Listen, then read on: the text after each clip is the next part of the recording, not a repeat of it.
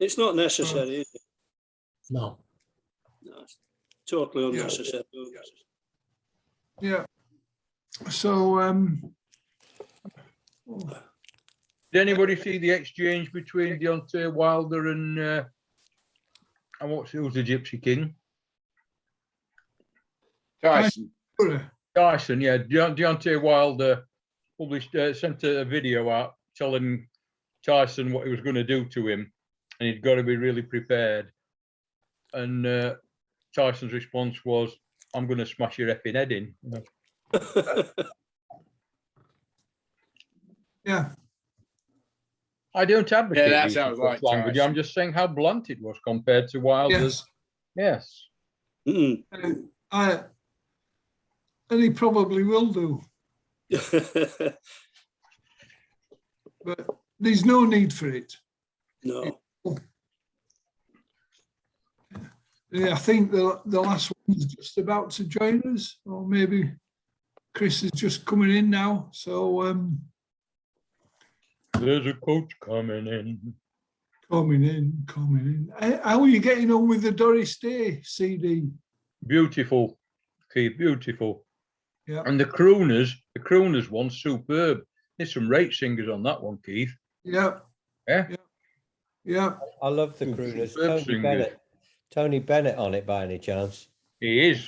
Tony Bennett's at Vince Hill. He's just Matt retired. Monroe. isn't he? Just Pardon? retired, Bennett. Yeah, 90 very 90-year-old. Very Can fortunate concentrate on to his see him painting. in York, and it wasn't the biggest auditorium, but he's getting on a bit, so he'd sing a bit, and then his trio would play a bit and what have you. But at the end, he sang a song, I can't remember which one, and he just put the mic down on the piano, came to the front of the audience, and you really did see how sweet his voice was. Mellow, beautiful voice. Great guy. Cyril has met him at Greesborough Working Men's Club. Cyril did a picture of him, a portrait of him, and took it there. And he was allowed to meet him and show him the portrait and had a chat with him. It's fantastic. Have you read his So people were saying, "Who's that bloke?" Cyril. Yeah. Yeah. Have you read his book? No, Tony Bennett? no. Worth a read. Worth a read. Frank I'm just Sinatra said he reading was Bob the best Mortimer's. singer of them all. You what? Frank Sinatra said he was the best singer of them all. Yeah. Bob Mortimer, John, you were saying? Go ahead. Yes, actually, it's an audio book. I bought my brother the actual book. I'm listening to Bob Mortimer's autobiography. It's Gone Fish- funny. Well, no, I've got the Gone Fishing book, which I think that's I don't know what the rest of you think, but I think that's been a superb series, or the fourth love it. series. Love it. It's lovely television. And away. Yeah. And away. Yeah, that's what Bob Mortimer's autobiography is called. Really? Yeah. And away. I like to see Bob Mortimer on Would I Lie to You, Oh, because it's brilliant. he comes up with the most improbable stories, Yeah. and I've only heard one that's been a lie. Yeah. David Mitchell just don't know which way to take him, does he? Don't know. No, it doesn't. No. Yeah. The Scotch egg one with Yeah, can you the remember Scotch egg, the Scotch egg? yeah, Scotch egg with, was it Damon Hill? Yeah, Where he fed him with told Scotch him- egg. Yeah, he gave Damon Hill a Scotch egg for luck before the British Grand Prix, I think it was. And they're all going, this can't be true. And it was to be true. And then they equated it to the egg in the bath story that he told. Yeah, yeah. The thing I like on the Gone Fishing is Paul is always saying, don't reel, Bob, don't reel. You won't do this. And there's that sort of tension between them, and then they relax. And then Bob cooks him a meal. I mean, it's a lovely program. It's a lovely film. It shouldn't work, but it does. It's brilliant. They were at Burley the other week, which I know quite well from Wittering days. And I think they caught tench, real whoppers. And last week they were catching carp. Yeah. In it in a lake in Wales, somewhere up In in Wales, the yeah, mountains somewhere. Yeah. It's absolutely brilliant. Anyway, Watch. let's let Dave complete his news of the week, and then we'll move on to Chris. Come on, Dave, get a move on. Right, sorry. The first overseas referee to take charge of a Premier League game had no easy introduction in the Watford-Newcastle game, dishing out 7 yellow cards, which could have been 8 when Josh King took his shirt off. Took the crowd 20 minutes before they told him, "You don't know what you're doing," apparently. Results-wise, Man City won at Chelsea. There were also wins for Everton and West Ham with the 90th minute at Dirty Leeds. What a shame. Yeah. Arsenal and Wolves How also sad. winning. How sad. Did Any anybody leads? notice that Lug North didn't do any football results on Did Saturday? they not? No. And they didn't do any match reports last night on Look North either, apart from No. the Sheffield United's goal. Amazing. No mention. Yeah. Even sadder, Man U, Villa won in the 88th minute, and then Fernandes managed to miss a penalty in added time at the end. What a shame. There as How well. enjoyable. Yeah, I thought match of the day too was quite funny with that, because they showed a clip from NASA looking for the looking for the ball somewhere. Yeah. My friend's a Man U fan. He lives in Hartford, and I sent him a message. "Hey, mister, can you send us a ball back? Send it care of Bruno." And if it's landed, in brackets. Anyway, draws for Watford, Newcastle, Leicester, Burnley, and Brentford, Liverpool. That was a good game. Yeah. Yes. Yeah. In Soft that game, mistake. Salah's goal was his 100th Premier League, making him the 4th fastest to reach that figure, 151 matches. Who were the other 4 in the top 5? Shearer. Shearer, Shearer. Yeah, Henry, Yeah. yeah. Aguero. Michael Owen. Yeah. Aguero. Cole. Andy Cole. It wasn't Michael Owen. Sheringham. No, Rooney. no. To save time, he's a Tottenham player. Defoe. No, Jimmy Greaves. no. Lineker. Harry Kane. Oh, Harry Kane, of course. Yeah. Yeah. Shearer scored 100 in 124 games. Kane in 138. Aguero in 147. Salah 151. And Thierry Henry 160. Right. It's not Kane, it's Carney. It's Marnie. And another Yeah. little quiz. Last in the written report I did, I said Jimmy Greaves was the all-time record goal scorer in the English top flight. Again, who are the other 4 in the top 5? Any ideas? Steve Shearer. Bloomer. Steve Bloomer, yeah. Arthur Rowley. No, Not in the top flight, Keith. Oh, sorry, top flight. top flight, yeah. Dixie Dean. Dixie Dean, Well, good shout. yeah. 2 more. 1 or more modern player. Andy Cole. No, Sheringham. Oh, Shearer. Shearer, correct, yeah. Yeah.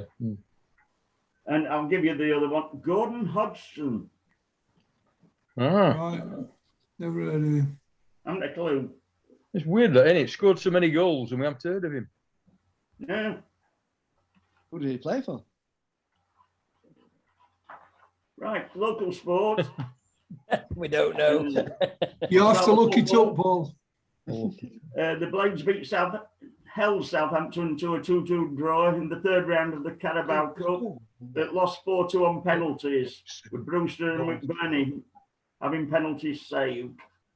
In the EFL, there were late goals galore, some in favour of local sides and some against.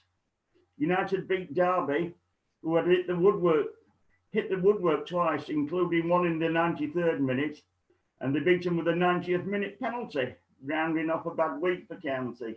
What did you play for? Wednesday, leading 1-0, were hit with a 90th minute equaliser at Ipswich. What? Drew, Hey. Rehearsals for Panto are supposed to start in October, aren't they? Excuse me. Just Yes, found out Steve. Gordon Hodgson, Ian, played for Liverpool. Absolutely. I've just Yeah. read that. right. And That was a Lancashire, and fast bowler for Bowler for Lancashire. Lancashire. Yeah. That's Blimey. it. No rounder. Port Vale, yeah. Born 1904 on 16th of April, died 14th of June 1951 at the age of 47. Oh dear. Born in Johannesburg, 6 foot 1.5 inches. Went on to play Career for Dirty Leeds. Liverpool, Aston Villa, and Dirty Leeds. National teams, South Africa twice, and England 30-31 3 times, scoring 1 goal. And he managed from 46 to 51 Port Vale. Which explains why, if he died in 51, he died in Stoke. Yes. Yes, it Yeah. would. In the Potteries. So just going to United's game, I didn't realise that the one that hit the post, our goalkeeper actually tipped it onto the post. It looked, from where I was, it looked like it just shot and hit the post, but the keeper actually saved it. So anyway, Yeah, Dave Redfern, how sick were you when you saw that Oh. goal going? Have you seen it? Yeah, a professional goalkeeper should No, never. you do don't it. see pantomime goals like that very often, do you? And it has to happen to us. Yeah. I mean, people were saying why didn't defenders tell him there was somebody at the back of him? Yeah. But should have known. He should have Yeah. known with that. I think there's an element of truth. He should definitely have known. He should have been aware of what was happening around him. But like if you're a defender, you're going to shout, "Look out! It's behind you!" Yeah. and I didn't which see it. John, what? Can you describe it? Well, yeah, No, he's got the ball in his hands, about 2 or 3 yards just inside his own area. He has a look round to each side, but not behind him. There's a couple of defenders, I think Iofa and Hutchinson, a few yards away. He puts the ball on the floor, gets ready has a look up to kick it, and the bloke is about 3 yards behind him, immediately behind him, so he's out of his line of vision, and just nips in front of him, takes it off him, but then he's pushed wide. The goalkeeper challenges him with Iofa, but he lays the ball inside to his mate, who lays it across the goal to his other mate, who taps it into an empty goal. So if it had It just was- belted it down pitch, it'd have been. Yeah. Yeah, it was less straightforward than I'd heard. There were 3 people involved. I thought he was just he'd nick the ball off him and put it in. No, it was a bit more complicated than that, but he should have been aware of what was happening around him. It's basic goalkeeping. yeah, which Says me as the world's worst goalkeeper. which ex-Wednesday player did the same for Sheffield United as the Oh, Ipswich good lad. man. Ex-Wednesday No, player. no, not as the goalkeeper. No. As the scorer. Terry Curran, No, David Ford. no, more recent than that. Oh, more recent. Creswell. Richard Oh, Cresswell. He did, yeah. He did it the same. He hid behind. In fact, I think he almost hid in the goal nets. He'd gone for a challenge and finished up in the net. And Isn't that ungentlemanly conduct? I know it seems a bit much in this day and age that we live in, that there's such a thing as ungentlemanly conduct. But didn't it used to be ungentlemanly conduct? no, you couldn't leave the field of play deliberately, but he'd finished up off the pitch and was coming back onto the pitch Yeah. when he he just delayed slightly as he was getting behind the goalkeeper, who then Yeah. rolled it, and he just came round and bashed it into the empty net. I thought it was in the same vein as in the old days. If you took a throw in, occasionally a player would throw it at the back of the opposition Yeah. player who was walking He's away. scored it. Get it, and that was called ungentlemanly conduct, wasn't it? It Well, wasn't. it wasn't. Wasn't it? It wasn't, but it is now. Right. It was Dean Yeah. Saunders scoring for United. He Dean took a throw Saunders. in and then Yeah. off Yeah. the back of the defender and killed it in. It's off the Yeah. back of the goalkeeper. It's off Yeah, the back of the remember it. goalkeeper. It was a goalkeeper, yeah. It's the goalkeeper. Yeah. I mean, quite why it's ungentlemanly conduct, because it wasn't dangerous. Well, ungentlemanly conduct don't have to be dangerous, does it? But we're talking Roy of the Rovers stuff here when we're talking about gentlemanly conduct, and it doesn't exist anymore. No. Well, Corinthians. there is a faction of us who, you know, would, if we were on the pitch, we'd say, "Oh my word, what has he done?" Exactly, and exactly. Oh, I say. Yes. What an awful chap. And when you're playing tennis, do you? You cad. Anyway, like you, Dave, I was sick. Yeah. I was angry and sick. 2 points thrown away. So will Wildsmith be in tonight then, do you think? He said, No. no, it won't be. Go on, I want to hear Chris. Come on. Come on. Right, Dave, come on then, Dave. Scored for the 90th minute penalty to draw 1-1 at Rotherham. Plymouth scored 2 penalties to beat Doncaster, with the second in the 90th minute, while Chesterfield in the National League, leading 2-0 at home to Torquay, ended up drawing 2-2, with the visitors scoring in the 88th and 90th minutes. There should only be 89 minutes in a game, I think. Handsworth FC have been drawn away at Pontefract Collieries in the third FA Cup qualifying round. Ice hockey, Steelers got off to a flying start with a comfortable 8-3 win over Manchester Storm in the Challenge Cup on Saturday. Who won the Challenge Cup in 2020? Said Ireland. Nottingham. Sheffield Steelers. Oh. Because the game then on Sunday was unfurling the banner, which was the Challenge Cup banner. Yeah, the only thing I noticed about the ice hockey was Steelers had a friendly against Nottingham Panthers. Friendly. Impossible. Yeah. And there was 9,000 people, I saw Yeah. that, Keith. Yeah, I saw that, Keith. which is Phenomenal. more than they were at Bramall Lane for the Southampton League Yeah. time. When the match And they beat against- Cardiff Devils as well, Dave.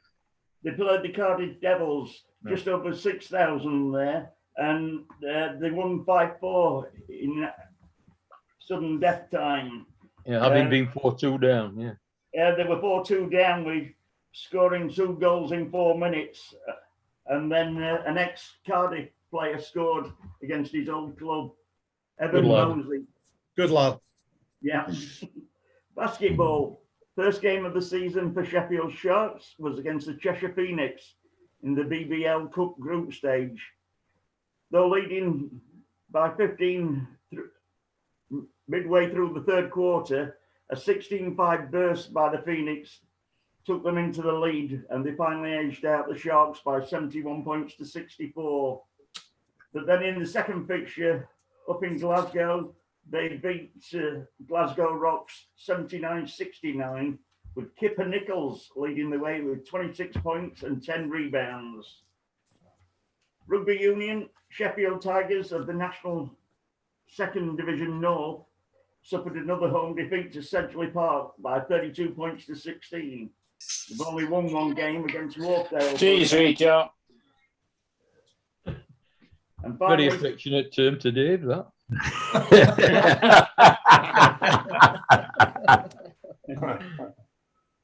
Speedway, Sheffield Tigers go into the playoffs with confidence after a comfortable win over Kings Lynn on Sunday, by 61 points to 29. Tigers Wow. face Bellevue in the Premiership playoffs with the home leg this Thursday and the away leg in Manchester on October 7th.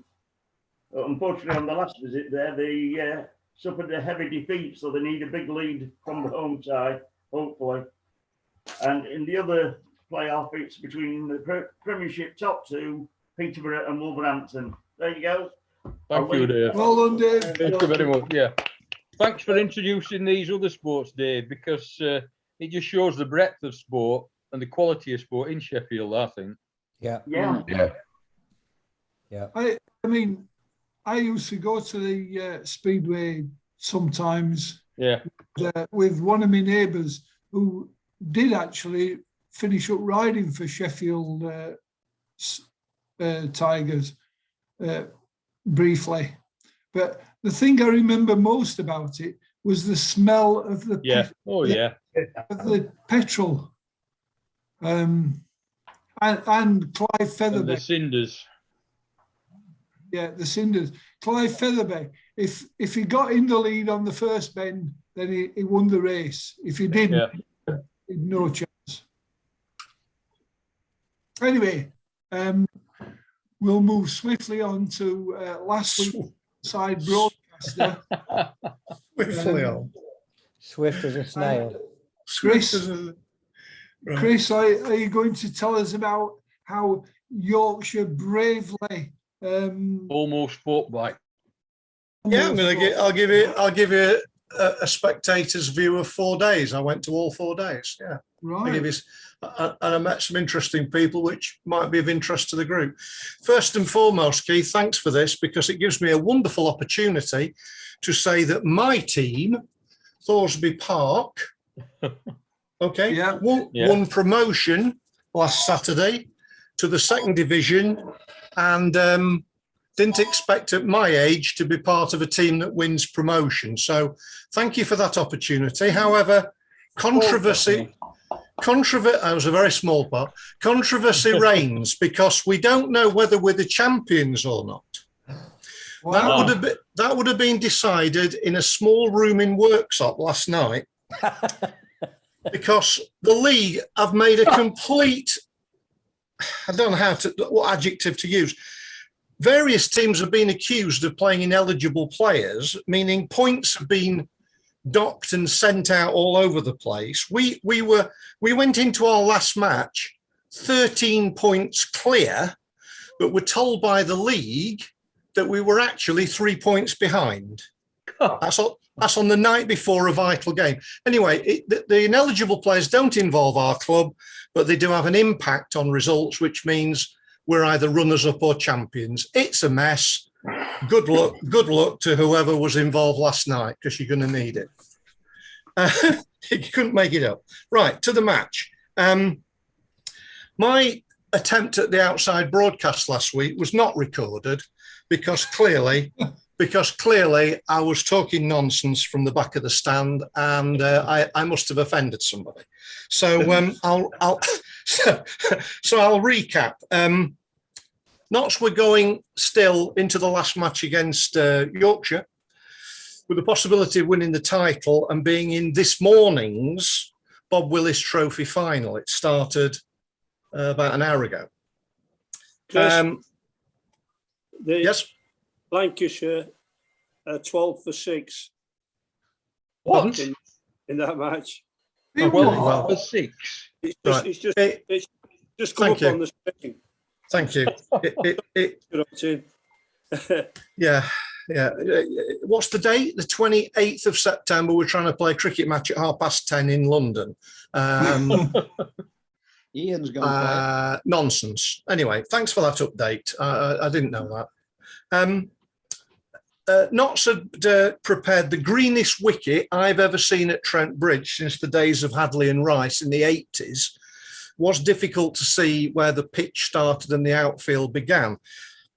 They clearly was banking on winning the toss and bowling Yorkshire out cheaply, but it backfired and Notts went in first. At the start of this match, any one of 4 counties could have won the league title.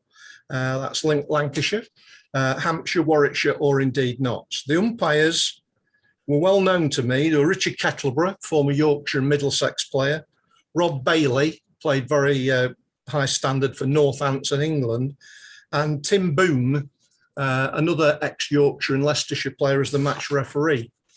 Before the game, Gary Balance dropped out through illness and wasn't available. Yeah, senior player. Steve Patterson was injured as the skipper. He couldn't take part. And for various other reasons, Yorkshire didn't have Root, Bairstow, Milan or Willie. So it wasn't exactly the strongest lineup they've ever had, but some very good players. I asked people, how the hell did Notts get 292 for 9 on day one? I mean, the wicket didn't look as if you could get probably 100. I asked some very learned people, none of them knew, except that they didn't think Yorkshire bowled, they thought Yorkshire bowled a bit too short. But Clark of Notts played very well. He got 100. And it meant that in the morning, day 2, Notts needed a critical 8 more runs to get to 300. The significance of that is if you get to 300, you earn another bonus point. And that, of course, could have become vital in the hunt for the title. Day 2, I went again. Was an amazing day of things that happened. Notts were all out for 296. They did not get that third vital bonus point. They only got 2. And then Yorkshire. Well, Yorkshire performed horrifically. I can't describe it any other way. They got 73 and were all out in 29 overs. There were 7 batsmen failed to reach double figures. And young Everson of Notts, very good young lad, I think he's only 19, he took 4 for 13. Notts obviously enforced the follow-on because for those of you who are not massively into cricket, you have to get within 150 of the team batting first in order to avoid the follow-on. Notts made Yorkshire follow on, and it really did look as if it was game over. There was over 2 days to go, and Yorkshire are following on. Just tell you a bit about the lunch interval, because it was interesting. At the lunch interval, there was the retirement of a very famous county cricketer. And in front of, I hope you can see that, in front of the pavilion at the lunch interval. A bit, Chris, just that's it. And down a bit. And Fire. a bit. Fire. Yeah, that's it. And what happened was it was the official retirement of Peter Trigo, who played principally for Somerset throughout his career, but then joined Notts a couple of years ago. And all of the staff formed that circle and spoke to him and about him. It was a very, very well organised thing.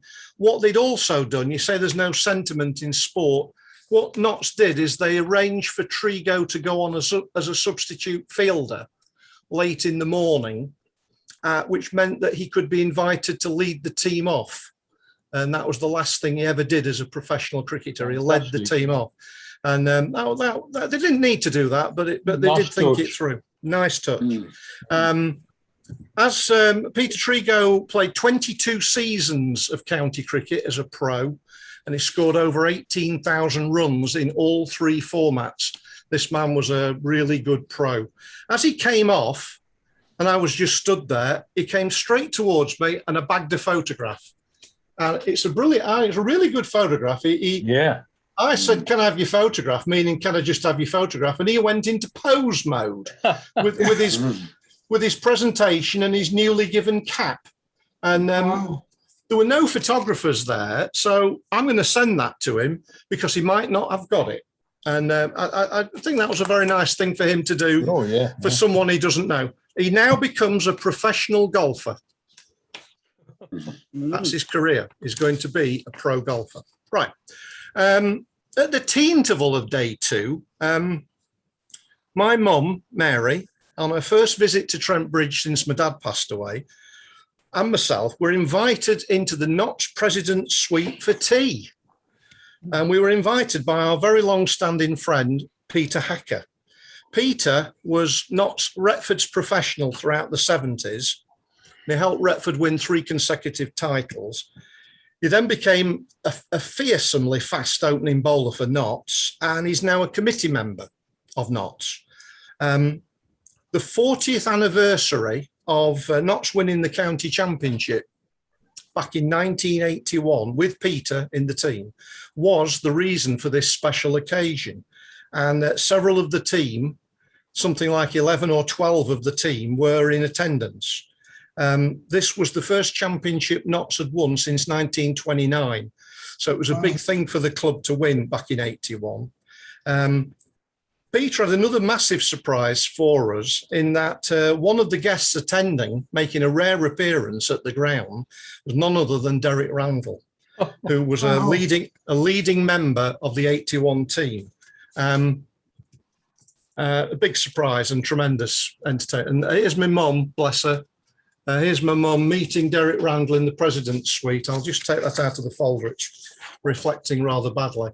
Just a candid photograph. There's Peter Hacker in the background, and there's my mum having a chat with Derek. It was a brilliant tea time. Photo. Peter then took it upon himself to go round everyone with a picture I'd brought. I'd only brought it for him, and he went around the whole room on his own, and he got all the players who were there to autograph it from 1981, and then gave it me back. So all the people that were in the room, and Dickie Bird, because Dickie Bird was an invited guest. He's put to Mary and Chris best wishes, Dickie, and he was obviously an umpire in 81, and he was a guest of the club. And Richard Hadley, Sir Richard Hadley now, had sent a personal letter of congratulations to this gathering, which had been read out at the lunch interval. Just to remind you, in 1981, Richard Hadley took 105 wickets at 14.89. He was the only man in England to take 100 wickets in that cricket season.